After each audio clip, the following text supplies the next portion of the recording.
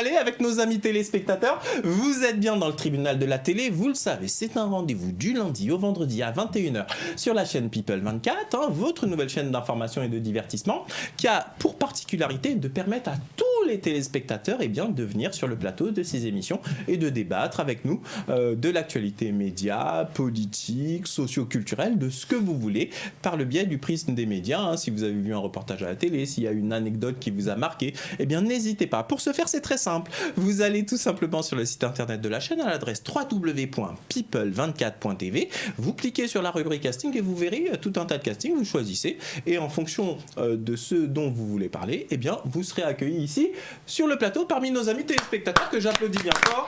Parce qu'ils ont fait cet effort. Alors, juste avant la publicité, c'est Adrien. Adrien, vous vouliez nous parler de Danse avec les stars. On vous écoute. Oui, c'est un petit peu mon émission fétiche, on va dire. Et depuis cette année, il y a un nouvel animateur dans Danse avec les stars qui est Camille Combal. Camille Combal qui était sur avant, Touche pas à mon poste. Voilà, en tant que chroniqueur, qui est également à la radio. Et pour ma part, je le trouve super bon dans l'exercice. J'y croyais pas trop au début parce qu'il était vraiment dans un rôle de chroniqueur.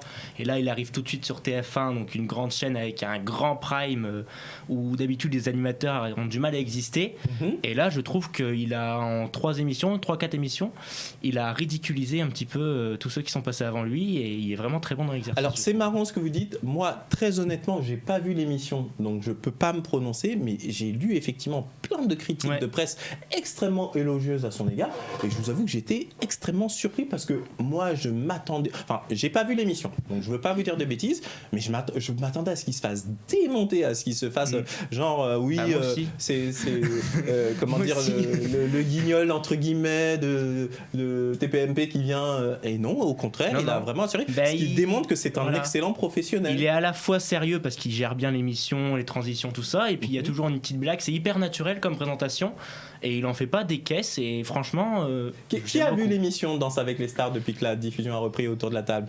À personne, il n'y a que notre famille ils savent pas ce qui est bon. Ah, vous voyez. Alors, Vincent, vous en pensez quoi de ce transfert C8 Alors, moi, TF1 je l'ai pas vu, mais ça m'étonne pas du tout parce que j'aime beaucoup déjà Camille Combal comme animateur. C'est quelqu'un qui est très naturel, qui a du peps. Il a pas un deuxième visage, en tout cas, je ne pense pas. Bon, maintenant, je le connais pas. C'est bien, ça rajeunit un petit peu le programme qui devenait vieillissant, un petit peu comme tu disais. D'ailleurs, ce serait intéressant de savoir quelle audience fait l'émission. Oui, ça j'aimerais bien le savoir. Elle a mieux démarré que l'année dernière. Ça reste en dessous des premières saisons, je crois, mais ça a mieux démarré que l'année dernière. Alors les premières saisons, ça c'est un peu normal, parce que les chaînes de la TNT ont pris, prennent des téléspectateurs aux chaînes historiques de plus en plus. Donc les audiences de TF1 il y a 10 ans, 10-12 millions de téléspectateurs, on les revoit pas tous les 4 du mois non plus. Du coup, Karine Ferry, tu la trouves comment aussi avec lui ? Est-ce qu'il forme un bon... Karine Ferry, le truc de Karine Ferry sur TF1, c'est qu'il l'utilise pas comme il faut, je trouve, parce que sur The Voice, elle est en second couteau derrière Nikos, sur Danse avec les stars, elle est en second couteau derrière Camille Combal. Et elle a du mal à exister dans cette émission, mais je pense que c'est pas de la faute de Camille Combal, c'est parce qu'ils ont réorganisé cette année. Avant, le deuxième animateur s'occupait tout le temps des notes, aller en Red Room, tout ça. Et là, cette année, une fois c'est Camille Combal, une fois c'est Karine Ferry, donc elle a encore moins de... C'est comme Sandrine Quétier, en fait, en gros. Ils mettent toujours la femme en deuxième place. Sandrine Quétier, elle avait pris la place, elle était animatrice numéro 1 ces dernières années, mais... C'est vrai que Karine Ferry sur TF1, elle est très mal utilisée. Alors c'est vrai que je vais profiter de ce que vous venez de dire là, on a beaucoup de jeunes femmes autour de la table, pour aborder quelque part le sujet effectivement des femmes à la télé. C'est-à-dire que est-ce que vous avez l'impression que dans les principales émissions de télévision, est-ce que vous trouvez que les femmes sont assez bien représentées, ou par exemple dans le cas évoqué par Adrien, où c'est vrai que dans Danse avec les stars, alors c'est vrai, vous l'avez souligné, Sandrine Quétier avait le rôle de numéro 1 avant qu'elle se fasse virer. Elle faisait très bien d'ailleurs. Mais c'est vrai que dans les grandes émissions de variété, de divertissement, on a le sentiment que la femme est un peu au second plan. Vous en pensez quoi, mesdames Mélina ? Moi, je pense que les choses commencent à changer déjà. On retrouve de plus en plus de femmes sur nos écrans, donc ce qui est bien et ce qu'il faut aussi, il faut quand même applaudir pour ça. Après, c'est pas assez. Il faut encore davantage des femmes au devant de la scène, et je pense qu'il faut que ça change, quoi. D'accord, Victoria. Est-ce que vous estimez que les femmes sont assez bien représentées dans les émissions de télé en France ? C'est bien, je dirais mieux qu'avant. Donc, on continue, hein, le girl power. En espérant que Elle y ça croit, aille elle y croit. en espérant que ça aille mieux. Ah, mais pour toi, ça a changé depuis combien de temps? Depuis, je vais dire, je donne une année. Oui, si tu veux. Je dirais depuis les années 2010 en montant, je pense. D'accord. D'accord. Sandy, vous en pensez quoi, vous, de la présence C'est des vrai femmes qu'il y a de l'évolution, parce qu'avant, on avait plus le rôle de potiche, on va dire, dans la télé, franchement. Mais bon, après, bah voilà, il y a encore du progrès à faire, ça c'est sûr. Mais ça a pas mal évolué quand même. Bon, Vincent, en conclusion pour cette thématique. En conclusion, moi je suis très content en tout cas que ça marche cette émission, parce que c'est vrai que bon, même si je l'ai pas regardé encore cette année, je l'ai regardé avant. Mais bon, maintenant les deux, Karine Ferry et Camille Combal, je pense que ça va former un très... pas un beau couple parce qu'ils sont pas en couple, mais un couple télévisuel, j'ai envie de dire. Oui, ça pourquoi pas, oui. Donc j'y crois plutôt. Et puis on va voir pour l'arrivée de plusieurs femmes dans les chaînes dans les années à venir. Mais en tout cas, j'espère que ça va se développer également. D'accord, écoutez, vous aviez la parole, Vincent. On va poursuivre avec vous juste après le petit jingle. De quoi vous allez nous parler? Je vais vous parler d'Angelina, la gagnante, enfin non, pas la gagnante, l'une des participantes de The Voice Kids de la 4e saison, en fait, qui va représenter la France à l'Eurovision, mais pour les enfants, le 25 novembre à Minsk, en Biélorussie. Très bien, tout de suite un petit jingle et c'est Vincent.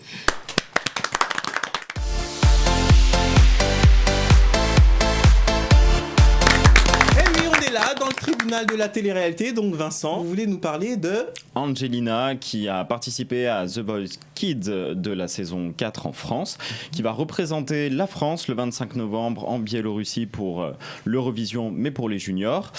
Donc 7 jeunes demoiselles donc à moins de 14 ans. L'émission va se dérouler donc en Biélorussie et sera diffusée sur France 2 à partir de 16h. Et donc en tout cas, moi ce que je peux vous dire, c'est que je l'ai écoutée, j'ai beaucoup adoré et je pense qu'il y a beaucoup de chances qu'elle réussisse. En tout cas, je vous laisse juger par vous-même et plutôt la regarder. Dis donc, quel talent! Et oui, elle envoie! Ouais, elle envoie beaucoup. Et puis, ce que je tiens à dire. Vous êtes transformé en Pikachu? Oui, c'est l'Eurovision. Vous savez, l'Eurovision, vous voyez un petit peu de tout, des papillons, des Dracula, ce genre de choses. Donc, du coup, le petit plus que j'ai envie de lui dire, bon, t'as déjà une belle voix, t'es jolie, tu as fait un beau clip, une belle chanson. Alors, vas-y, ma grande, donne tout, déguise-toi, fais ce que tu veux. Moi, je prends mon petit chocolat chaud avec des paillettes et puis j'y crois. Et en tout cas, je pense qu'on peut applaudir Angelina et je suis sûr qu'elle va réussir. On l'applaudit. Alors moi justement, j'extrapole un peu sur l'Eurovision. Alors c'est l'Eurovision Kid, vous m'avez dit, exactement. Mais sur l'Eurovision en règle générale, la France, ça fait longtemps qu'on n'a pas gagné là, depuis Marie-Myriam dans les années, je sais plus, c'était en quelle année. Mais on oublie qu'on a gagné d'ailleurs. Exactement. Ouais. Mais moi j'ai un peu l'impression que les anciens pays de l'Est, etc., continuent à voter de manière clanique, hein, ce qui fait que ça va être dur maintenant de gagner. Hein. Qu'est-ce que vous en pensez autour de ce débat, Adrien? Autant, si on revient 5-6 ans en arrière, on proposait des chansons vraiment pas terribles. Ouais. Autant là, depuis Amir, depuis 3 ans, on propose des choses qui tiennent vraiment la route. Et là, si je trouve que ça tient la route, Monsieur Pikachu. C'est son point de vue, Monsieur Pikachu. C'est son point de vue, Monsieur Pikachu. Voilà. On va écouter le vôtre juste après. Allez-y, Adrien, vous laissez pas faire par Vincent. Et là, depuis 3 ans, on voit vraiment que les pays de l'Est votent pour les pays de l'Est et les pays de l'Ouest, qui sont moins nombreux, ont du mal. D'accord. Et pourtant, je trouve que notamment cette année, on propose vraiment des chansons qui sont plutôt pas mal. D'accord. Georges, vous suivez l'Eurovision quand ça passe à la télé ou pas trop? Depuis Amir, j'ai décroché, j'ai plus suivi. Vous, c'était Amir, mais après... non, après j'ai plus suivi. Vous avez plus suivi? D'accord, Mélina, l'Eurovision, ça reste un programme culte de la télé, mais c'est pas votre truc. C'est pas du tout mon truc. Je vais laisser Vincent. Qui suit l'Eurovision à part Vincent ici et Adrien? Je regarde les résultats. Personne ne regarde l'Eurovision. Ah non, moi je regarde tout le temps l'Eurovision. J'avoue, c'est long. Je regarde la fin. Moi je regarde la France et la fin. Au début, voilà. Donc Vincent. Non, c'est sympa l'Eurovision. C'est un jeu, on se marre, on voit un petit peu de tout et n'importe quoi. Et puis surtout, comme on disait en fait avec Adrien tout à l'heure, c'est que pour qu'un pays de l'Europe de l'Ouest gagne, il faut qu'il sorte du lot. Voilà, très clairement, à chaque fois, quand on dit dans les Globebusters, en fait, lui, on le choisit comme numéro 1, en général, c'est lui qui va devenir numéro 1. Donc il faut vraiment sortir du lot par rapport à tout le monde. Et il y a eu l'exemple il y a 3-4 ans avec Conchita Wurst, en Autriche. Bon, voilà, ça c'est la partie de l'Ouest. Mais tant qu'il n'y a pas quelque chose qui va sortir de différent vers les pays de l'Ouest, oui, ça sera toujours les pays de l'Est, ça c'est sûr. Donc, moi, il y a une chose quand même que j'apprécie, qu'on aime ou pas, c'est ce côté kitsch, etc. Mais mine de rien, c'est des shows extrêmement gigantesques à produire. D'ailleurs, il y a certains pays qui préfèrent ne pas gagner tellement ça coûte cher en matière de production. Et moi, je trouve que c'est une des rares émissions, quelque part, qui nous fait nous sentir européens. Mine de rien. Parce qu'aujourd'hui, quand on regarde bien, pour le grand public, l'Europe, c'est synonyme de mondialisation, d'insécurité, etc., etc. Alors que là, c'est quand même une émission qui, d'un point de vue... Moi, je trouve qu'elle a un sens politique et que ce côté kitsch, quelque part, moi, je trouve que ça fait du bien. Bon, en tous les cas, on ne mettra pas tout le monde d'accord ici. Je vois qu'il n'y a pas beaucoup de partisans qui regardent l'Eurovision. Moi, je vais continuer à regarder ce côté kitsch. Je ne sais pas ce que vous en pensez, une chers petite amis. chanson, Kevin, avant de... Ah non, moi, la musique, c'est fini. C'était quand j'étais gamin. Aujourd'hui, je passe à autre chose. Allez. On est de retour, vous êtes bien dans le tribunal de la télé. Vous avez vu, c'est de la bonne humeur. Hein. C'est ça que j'aime dans cette émission, c'est que vous, chers amis téléspectateurs, vous avez beaucoup de talent, puisqu'à chaque fois que vous venez sur notre plateau, vous nous dites clairement ce que vous avez pensé des émissions de télé, comment vous les avez vécues, ce que... moi, j'aime bien avoir ce point de vue des téléspectateurs. Qu'est-ce que vous en pensez, Vincent ? Bien sûr, c'est toujours intéressant. C'est bien de prendre la parole et d'avoir d'autres avis. Alors, justement, là, on va donner la parole à Georges, parce que Georges, figurez-vous, il y a eu, je crois, une élimination dans Les Marseillais, c'est ça, qui ne lui a vraiment pas plu. Georges, on vous écoute. Oui, parce que s'il y a bien une chose que j'aime pas, c'est l'injustice. Et les Marseillais ont été injustes envers un candidat de leur famille. En gros, ils lui ont promis de ne pas l'éliminer. Et le jour de l'élimination, il voit son nom qui ressort. Alors qu'il y a certains candidats qui l'ont regardé dans les yeux, qui lui ont dit non, on va pas voter contre toi. Ces personnes, je trouve. Alors attendez. D'abord, vous allez nous donner le nom de ce candidat, que les téléspectateurs sachent bien de qui on parle. Il s'agit de Jérémy. D'accord. Et il s'est fait éliminer par ses autres collègues marseillais. Alors moi, je vous précise, je ne suis pas à les émissions de télé-réalité, donc il faut que vous nous expliquiez bien précisément pour que nos amis qui ne suivent pas ces émissions soient au courant.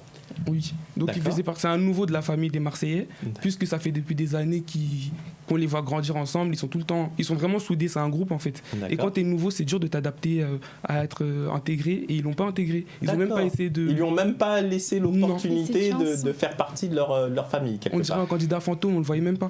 D'accord. Mais pendant l'émission, est-ce que au moins la production l'a mis en avant? Est-ce qu'on a parlé de lui, etc. On l'a vu arriver, sortir de la voiture, et on l'a vu entrer dans la voiture pour rentrer. Oh le pauvre. C'est horrible. Mais c'est pas bien. Il était peut-être tout simplement voiturier sur l'émission.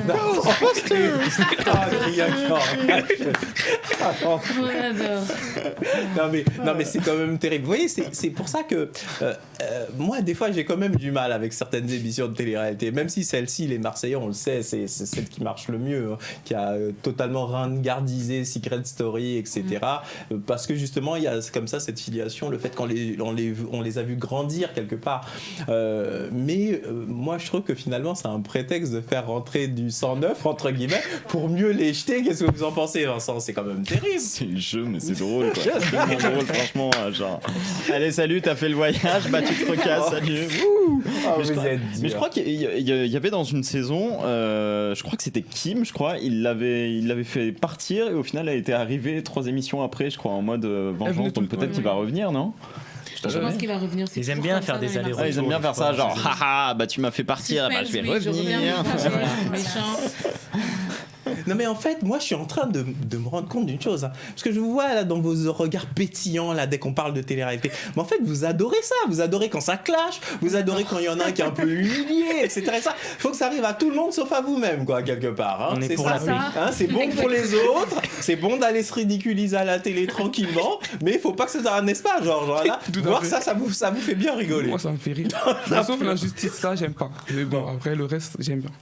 Bon, Du coup, il va boycotter les Marseillais du coup. Bon, rassurez-moi, ça va, il vit bien. Je présume qu'après l'émission, il l'a au téléphone ses tous réseaux les jours, sociaux, il a tous eu les beaucoup de matins. Excusez-moi, Vincent. Je présume qu'après l'émission, ses réseaux sociaux, il a eu beaucoup de followers, etc., quand même, ce jeune homme. Moi, de ce que j'ai vu, il vit pas très bien. Hein. Ah ouais. Non. Ah, Il trouve que c'est une trahison faite par sa famille, en fait. D'accord. Mais vous savez quoi, ce qui serait bon, c'est qu'on retrouve des vidéos de ce qu'il a pensé de l'émission. Après, à la limite, nous, on essaiera même de le contacter, ce candidat, pour qu'il vienne participer, pourquoi pas, à l'émission Le Tribunal de la télé, et qu'il nous explique comment ce que lui a vécu tout ça. Ça pourrait être extrêmement intéressant. En tout cas, merci Georges d'avoir mis les Marseillais à l'honneur. Tout de suite, un petit jingle, et juste après, c'est notre amie Mélina qui va nous parler de quelque chose. C'est parti.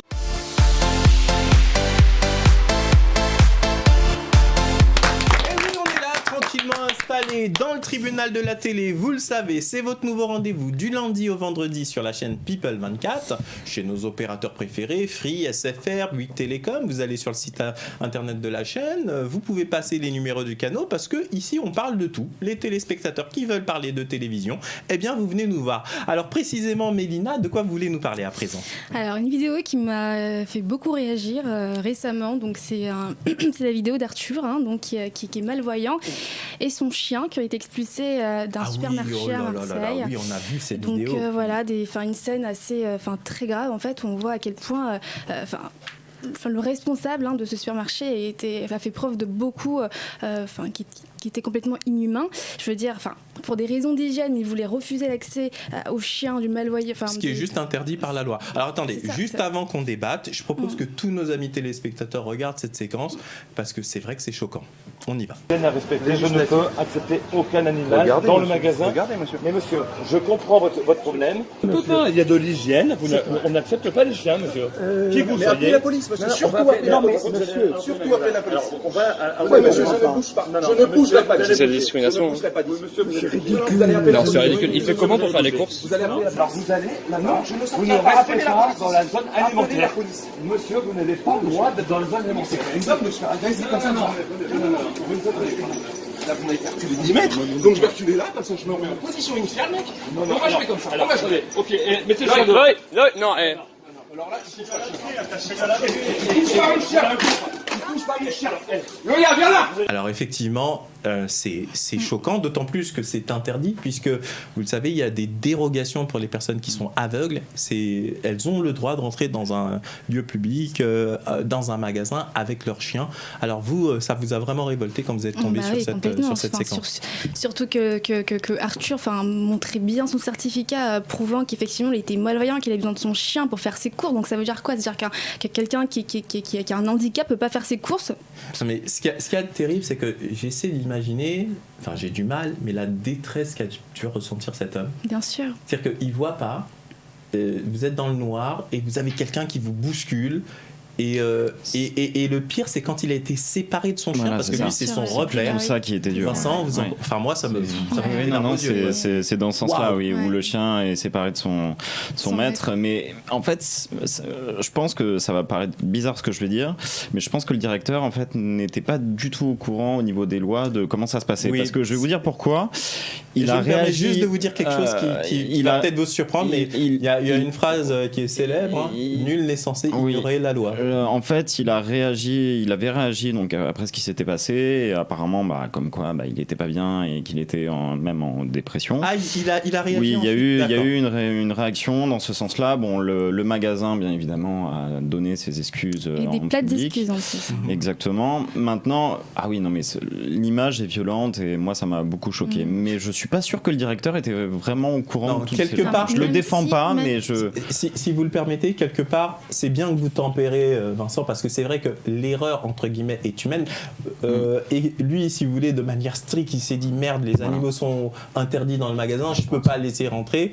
Et il n'avait même pas connaissance que la loi permettait aux personnes handicapées et aveugles de rentrer avec leurs animaux. Adrien, je vois que vous voulez réagir. L'erreur est humaine, mais on voit quand même sur la vidéo que ce monsieur est violent envers ce malvoyant. Donc même s'il n'accepte pas le chien, il n'a pas à pousser cette personne, qu'elle soit malvoyante ou pas. Et je trouve que ce qui est encore plus choquant que les images, c'est pour l'instant, il n'y a rien eu d'autre à part les excuses de Monoprix. Pour l'instant, ça s'est résumé en un petit tweet Et il n'y a pas eu d'action encore de fait que ce soit Contre pour le ce directeur malvoyant du ou contre le directeur. Je crois qu'il y a eu une action contre lui, mais je ne saurais pas en dire plus. Mais ça me semble très léger comme excuse par rapport à ce qui s'est passé. Et l'excuse du chien comme étant pas... respectant pas les normes d'hygiène, je trouve que ça tient pas parce que les chiens des malvoyants maintenant sont vus comme des outils médicaux plus que comme un chien. Oui, en tant mais que c'est tel. ce que disait Vincent à l'instant, c'est-à-dire que lui ignorait clairement la loi. Bon, en tous les cas, vu la proportion qu'a pris cette affaire, à mon Maintenant, il la avis, connaît. maintenant il le sait.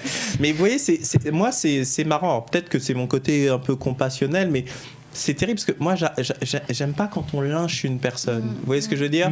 Clairement, il a eu un comportement détestable. Détestable. Il n'y a rien à dire. Mais bon, là, il est en quasi-déprime, etc., etc. Quand une personne est à terre, ça sert à quoi d'en rajouter ? Effectivement, de bonnes excuses, donner un super bon d'achat à ce malvoyant de la part du groupe. C'est Monoprix, c'est ça, hein ? C'est ça, donc, c'est une enseigne qui vaut quand même quelques milliards, donc qui donne un super bon d'achat, je sais pas moi, pour 1 an de course gratuit à cette personne, et puis tout le monde sera content. Puis quelque part, les responsables de magasins qui ne connaissaient pas cette législation, ben, aujourd'hui sont clairement au courant. Vous, Sandy, ça vous a heurté aussi quand vous avez vu ces images ? Après, c'est vrai qu'il était peut-être pas en connaissance de cause par rapport aux lois, mais enfin, moi, je sais pas, humainement, j'aurais quand même laissé la personne faire ses courses avec son chien. Je suis désolée, même si je suis directrice d'un magasin, les chiens sont interdits, je vois un homme aveugle avec son chien qui arrive. Franchement, je fais comme si je le voyais pas.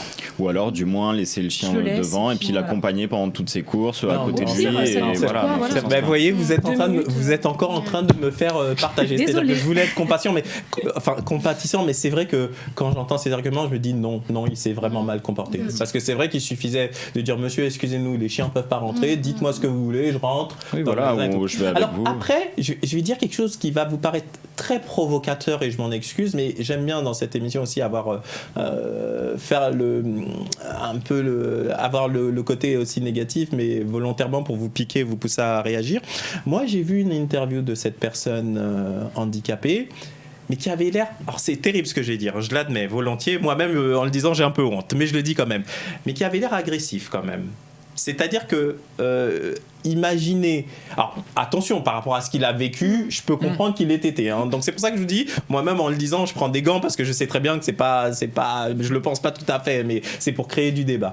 Mais j'ai trouvé qu'il était un peu vindicatif, un peu dur. Est-ce que, éventuellement, quand il s'est présenté au magasin, il n'a pas voulu forcer la porte sans prendre la peine, calmement, posément ? Parce que, imaginez la situation. J'arrive dans un magasin, on m'interdit de rentrer. Je dis, excusez-moi messieurs, je suis avec mon chien, je suis aveugle, et comme vous le savez, la loi m'autorise à rentrer avec... Vous voyez, en parlant calmement et en expliquant la situation. Monsieur, désolé, vous pouvez pas rentrer. Il se rend compte que les gens ne le laissent pas rentrer et dire, bon... Non, je me mets à sa place, non, c'est difficile. Non, c'est vrai que moi-même, quand je... Mais enfin, vous voyez ce que je veux dire ? C'est-à-dire que, vous savez, pour voir la réaction d'un être humain, il faut aussi comprendre ce qui a pu se passer, le avant, le après.